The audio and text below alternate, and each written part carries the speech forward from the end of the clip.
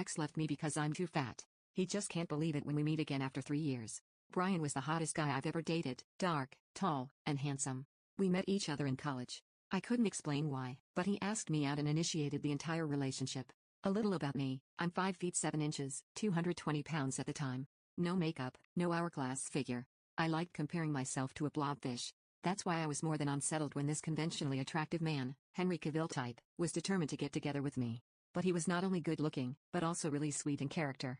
He tried to cheer me up and gently and understandingly motivated me to change my lifestyle a bit. He was very active though.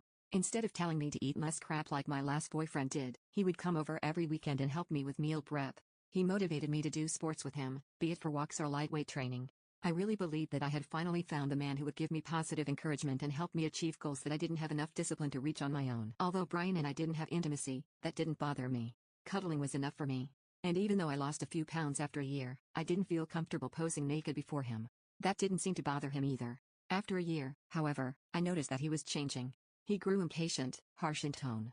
The routine formed over the past few months had been swept away. He came by less and less, and when I asked him for help because I wanted to learn new exercises, he snapped at me that there was no point anyway. During the conversation he got louder and louder.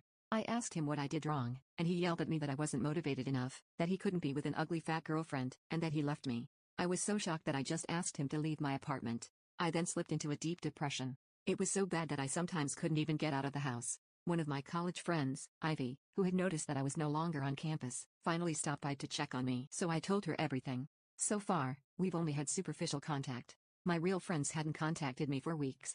Then Ivy told me she didn't know I was with Brian, because she had always seen him with other women. He went on dates at night and was currently dating a pretty blonde law student. I showed her pictures and texts with him by Brian because I knew she didn't believe me. Ivy was absolutely shocked. What she told me finally brought me down. Why had he put up with me when he'd rather be with other women, more beautiful women? After a few days I pulled myself together and returned to the lectures, determined to confront Brian.